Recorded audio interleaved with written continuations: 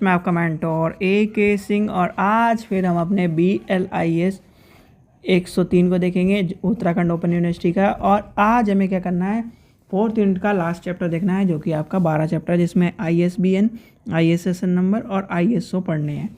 तो समय व्यर्थ नहीं करते हुए चलिए सबसे पहले पढ़ते हैं ISBN। तो सबसे पहले क्या है, वीडियो लाइक करनी है, चैनल को सब्सक्राइब करना है, वीडियो को जैसे शेयर करना है, टेलीग्राम ग्रुप को ज्वाइन करके रखना है जिससे आपको इंपॉर्टेंट इन्फॉर्मेशन मिलती रहे। तो यूनिट नंबर 4 लेसन नंबर आपका का जाएगा 12 और इसमें हो जाएगा ISBN यानी ISBN से सबसे पहले क्या है, आपको पता होना चाहिए ISBN है क्या। ठीक है, आपसे पूछने लगे कि कोई पूछने लगे ISBN क्या है, आपसे मैं ही पूछने लगूँ कि भैया ISBN है क्या, तो आपको पता होना चाहिए ISBN क्या है। आपका इंटरनेशनल स्टैंडर्ड बुक नंबर। ये क्या डिसाइड करता है, यानी कि जितने विश्व में कहीं ना कहीं बुक हैं वो क्या है, उनकी कहीं ना कहीं एक नंबर होता है, यूनिक नंबर होता है जो कहीं ना कहीं हर बुक को अपनी एक पहचान प्रदान करता है। हर एक बुक को क्या करता है, एक नंबर प्रदान करता है। जैसे आपका क्या है, आधार नंबर है,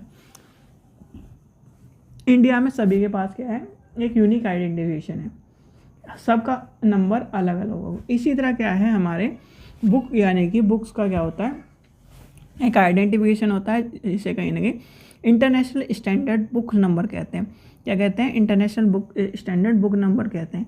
अब international book standard book number का जो विकास का श्रेय विश्व के ब्रिटिश में सबसे ज़्यादा जाता है, यानी कि ब्रिटिश को जाता है। किसको जाता है, यानी कि ब्रिटेन को। ब्रिटेन के सबसे बड़े पुस्तकालय विक्रेता कंपनी कौन को है, यानी कि आपकी WH स्मिथ एवं वृहत ब्रिटिश पुस्तकालय व्यापार यानी कि ब्रिटिश बुक ट्रेड को जाता है। अब इसने कहीं ना कहीं 1965 में WH स्मिथ ने 1967 में कंप्यूटरकृत गोदाम में जाना और अपनी योजनाओं को घोषणा करने के लिए और कंप्यूटरकृत गोदाम में किताबों को पहचान करने के लिए एक संख्या को क्या करा, बनाया। भाई एक संख्या का आविष्कार किया। अब संख्या के आविष्कार से कहीं ना कहीं कि उससे कहीं ना कहीं चीज़ों को लेके चला गया और कहीं ना कहीं ग्रंथों का और उसके जो चीज़ों को एक पहचान दी गई, एक मानक संख्या दी गई और मानक संख्या निर्धारित करते करते कहीं ना कहीं स्टॉक का नियंत्रण करा गया। फिर उसके लेखक के अनुसार करी गई, किताबों की चीज़ों को लेके चले गए। इस तरह से आके कहीं ना कहीं चीज़ों को लेके चला। अब आते हैं यानी कि 1966 में मानक ग्रंथ संख्या आ गई, यानी कि स्टैंडर्ड बुक नंबर आ गया। क्या आ गया आपका, 1966 में ISBN आ गया, यानी कि SBN क्या है, standard book number. Standard book number आ गया। स्टैंडर्ड बुक नंबर का यानी कि मानक ग्रंथ संख्या की उपयोगिता ब्रिटेन के ग्रंथों में संबंधित ब्रिटिश नेशनल बिब्लियोग्राफी यानी कि BNB में यानी कि ब्रिटिश नेशनल बिब्लियोग्राफी में 1965 में प्रारंभ हो गई थी। अब इस तरह से चलते चलते आपका क्या है, यानी कि स्पेसिफिक जो बुक और यानी कि जो नंबर थे वो चलते आए, यानी कि आपका आ गया BS 4762 या यहाँ आपका आया 1971 में। क्या है, 1971 में। और कहीं ना कहीं आपके मानकीकृत अंतर्राष्ट्रीय संगठन ISO की तकनीकी सीमित जो चीज़ें हैं उसको को भी उपयोग करते करते आपको लेके चला गया। अब यहाँ पर क्या बात आई, यानी यहाँ पर 1970 में ISO 21 यानी कि ISO 2108 1970 में इंफॉर्मेशन ऑफ डॉक्यूमेंटेशन के लिए और information of standard book number यानी ISBN के मानक के नाम से प्रकाशित किया गया। अब ISBN के जो प्रकाशन की बात आती है, ISBN के प्रकाशन में आपको बहुत सारी चीज़ें पता होनी चाहिए, यानी कि ISBN का जो नंबर है, ठीक है, आपसे कोई पूछने लगे भैया ISBN में कितने नंबर है, यानी कि ISBN की जो संख्या है उसमें कितने डिजिट्स हैं, तो आपको ये पता होना चाहिए 2007 के बाद से 13 नंबर होते हैं। कितने होते हैं, 13 अंकों का प्रयोग होता है और इससे पहले कितना होता था, 10 अंकों का। यानी कि 10 अंक का पहले होता था 2007 से पहले, और अब क्या है, अब जो आपका क्या है 2007 के बाद जो है 13 अंकों का, यानी कि 13 अंकों की संख्या थी। एसबीएन में क्या था, एसबीएन यानी स्टैंडर्ड बुक नंबर में 9 अंकों की थी। क्या था, 9 अंकों का संख्या थी, 9 अंकों की संख्या। ठीक है, तो ये आपका चीज़ है। अब इसका उद्देश्य क्या है, यानी कि आपसे कोई पूछने लगे उद्देश्य क्या है, इसकी उद्देश्य क्या है, ये क्या करता है, सबसे पहले आपके क्या है उद्देश्य इसके हैं कि ये क्या है, एक यूनिक आइडेंटिफिकेशन प्रदान करता है, यानी कि एक यूनिक आइडेंटिफिकेशन नंबर प्रदान करता है बुक को। एक बुक को क्या है, अपनी पहचान प्रदान करता है। ISBN क्या है, यानी कि आने से जो कहीं ना कहीं शीर्षक और जो कहीं ना कहीं आपके लेखक हैं और जो आपके क्या है प्रकाशक हैं, उनको एक यानी कि आइडेंटिफिकेशन प्रदान करने का, और कहीं ना कहीं यानी कि चीज़ों को आसानी से खोजने का आपको चीज़ें पता चली है। अब इसमें आपके क्या आ जाते हैं, आपका नंबर आपको आ जाता है कि नंबर किस तरह से चलते हैं, कैसे चलते हैं। तो सबसे पहली बात आती है, आपको नंबर का पता होना चाहिए। क्या होना चाहिए, नंबर का पता होना चाहिए। तो इसमें आपको क्या है, कुछ टर्म्स पता होने चाहिए। देखिए, आपका publication, registration element, check digit, और कहीं ना कहीं आपका पंजीकरण समूह तत्व और आपका उपसंग्रह तत्व। तो इसमें लिख लीजिए प्रीफिक्स एलिमेंट्स, फिर आपका आ जाएगा रजिस्ट्रेशन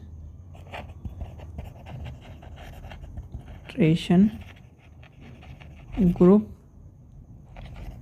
एलिमेंट, आपका आ जाएगा रजिस्ट्रेशन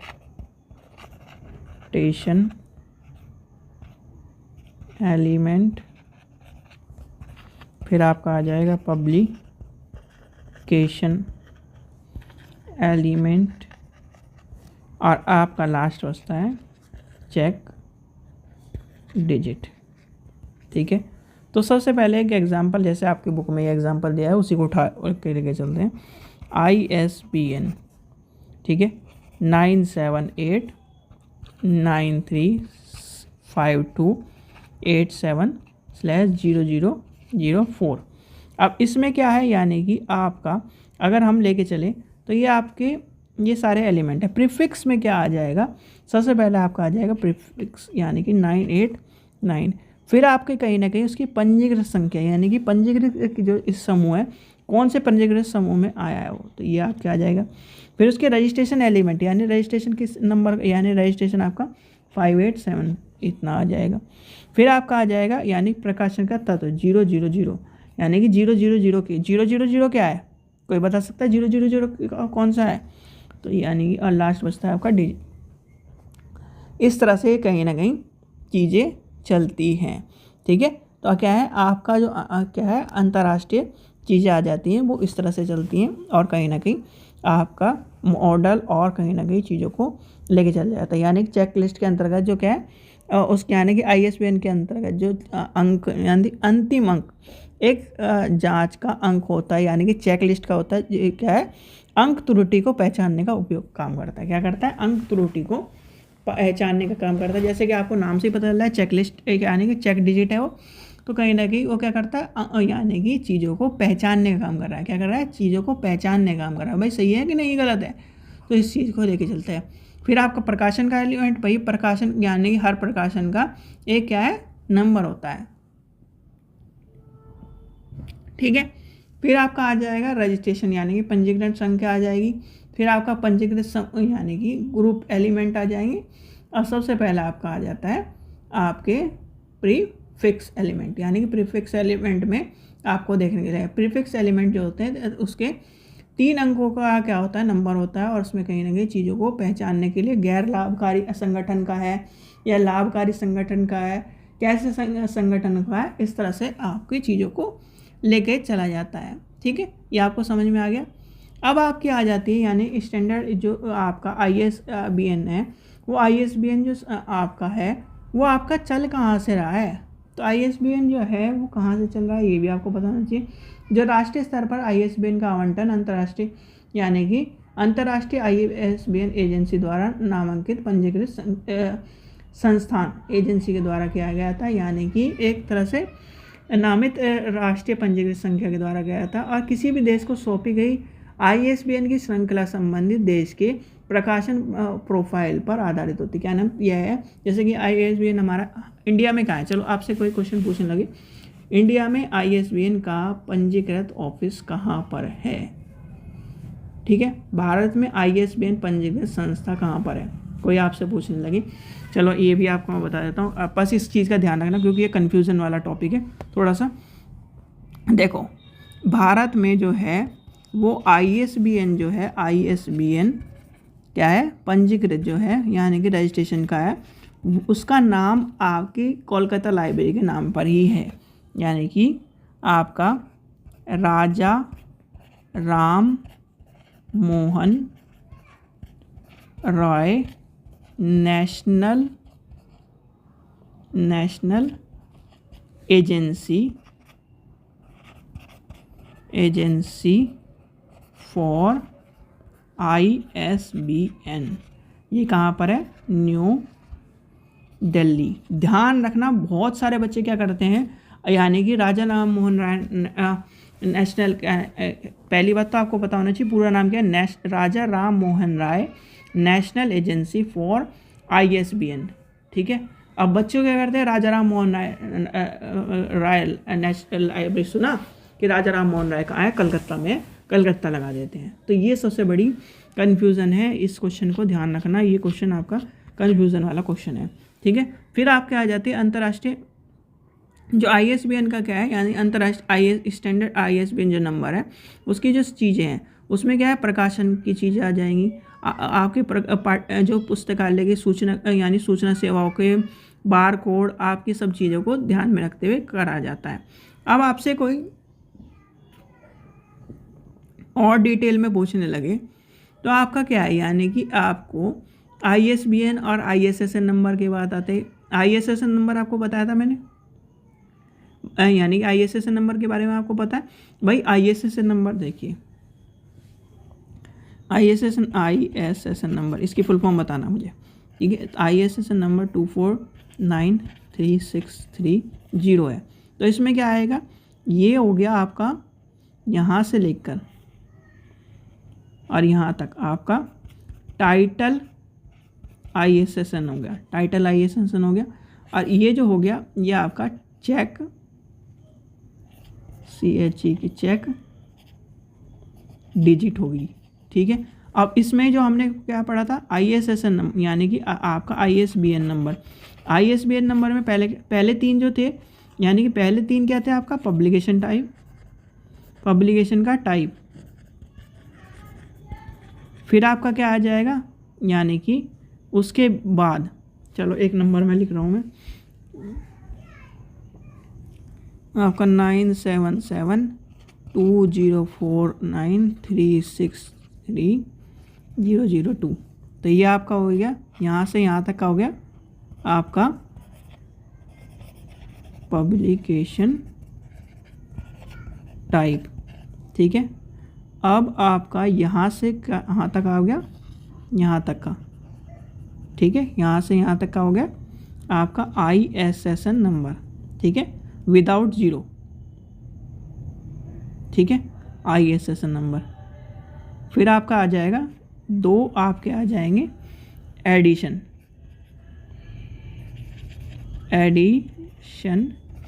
वेरिएंट, और लास्ट आपका बचता है आपका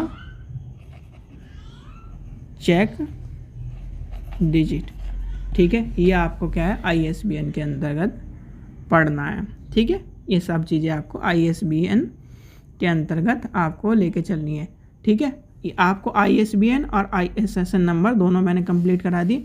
ये क्या है, ये आपका किस में चल रहा है, यानी कि ये आपका है ISSN नंबर, ठीक है, ISSN नंबर। और ये यानी कि यहाँ पर क्या था हमने जो पढ़ा, ये आपका क्या है, सॉरी, ये आपका ISSN नंबर है और इसे हमने पढ़ा ISBN, यानी कि दोनों मैंने कंप्लीट करा दिए, ISBN और ISBN। यानी कि चलिए इसे क्या नाम इस तरह से समझते हैं, या फिर आपको कन्फ्यूज़न ना हो तो पहले यानी कि ISBN का अलग मैं वीडियो बना रहा हूँ, ठीक है, जिससे आपको कन्फ्यूज़न ना हो। चलिए आशा करता हूँ आपको वीडियो पसंद आई तो लाइक करें, चैनल को सब्सक्राइब करें, वीडियो को ज़्यादा से शेयर करें। Thank you.